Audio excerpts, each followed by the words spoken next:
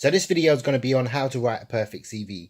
From me being a job seeker, wondering why I've never get replies, even though I applied for hundreds of jobs at a time, and you get no response.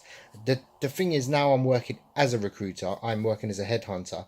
Now I'm actually trying to find people. I can tell the difference between a good CV and a bad CV. Now the first thing is, there's no good or bad CVs. There is a kind of unwritten rule as to how to write a CV, but it all comes down to, what the client I'm working for, or the recruiter I'm working, or the company I'm trying to find the actual candidate or the person to work for them, what they actually want. So it is dynamic. It does change with every job role. Some people don't like, people moving around too much. Some people do not like as well people that have gaps in their CV. A lot of employers don't actually care, and from what I see, it's very hard for mums that have children and they go on maternity leave, they take career breaks, them to get back into work. And now, what I'd suggest for that is obviously doing volunteer work in your industry, even if it's once a week, even if it looks like a 3 month stint. It actually it perks up your CV a bit.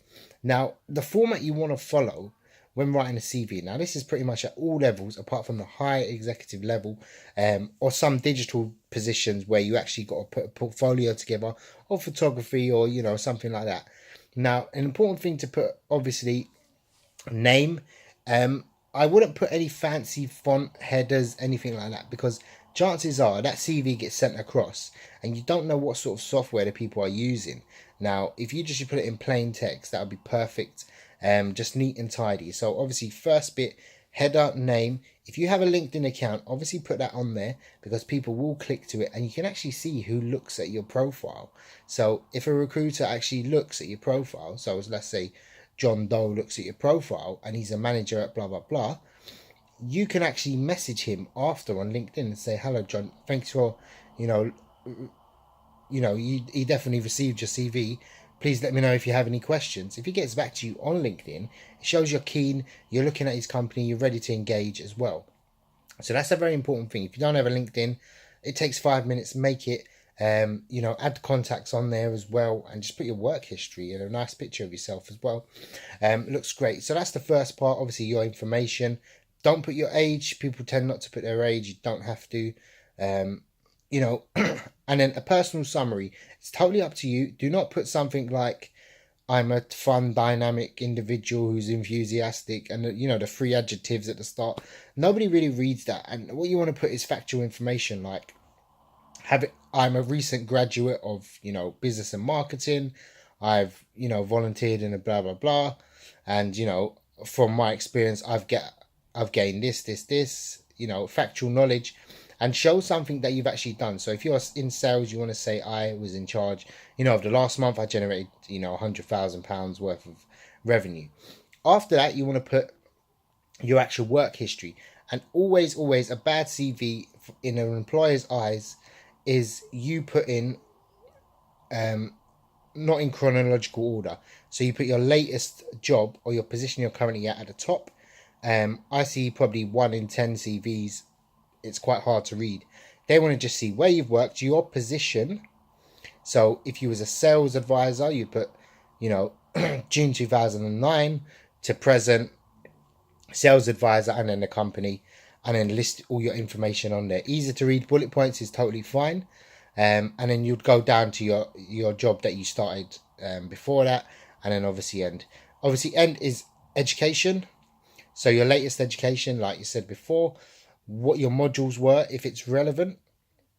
If you don't have an education, or you've just left school, or you don't have a job or position, it's very hard to write a CV. So you need to put some extracurricular activities in there. And lastly, do not put hobbies. It's very old fashioned. Not many people care for your hobbies. You want to put extra skills you have that may or may not be relevant to the job. So if, for example, if you're applying for, if I was applying for a job, I may put YouTube, I may put online marketing, I may put, things along those lines, that other skills I have, even though it's not relevant to my job. Because chances are they might see it as, this person's willing to learn. Any short courses you've done as well, add that on at the end, if it doesn't go on the education. References either available on request, or you can actually put the references. I like it when people put the references as well. If you can actually just provide a name or an email address, that'll be totally fine. People do not tend to contact those people unless they're offering a job, but it looks good. It shows you've got nothing to hide. Gaps in the CV are a no-no. Do not leave gaps in your CV. If you do, you need to explain. Took a career break. A lot of people take career breaks to look after family or start a family, those type of things. So to leave no gap in your CV, just put in exactly why there was a gap. If you was unemployed, chances are do not put unemployed, or do not put looking for a job for 2 years, because that looks really bad. You want to put something that you were actually doing. I'm sure you weren't just sitting at home all day, but you could say you was doing courses, you was went back to further studies, done some online courses, attempted to start your own business. And own business is another thing. Do not put if you run a small company. Chances are when people see that, employers see that, they look at it as you're not going to stay around. You're not going to be. You're going to look to steal their business, and also you're not very successful at it because you're applying for a job with them. I saw a CV the other day that said a very successful business owner, and they were applying for a job that was very low salary. So it just made me wonder, how successful was the business? So that's some little tips on the CV writing, all levels pretty much, apart from the higher executive level. Any questions, I'll be more than happy to help.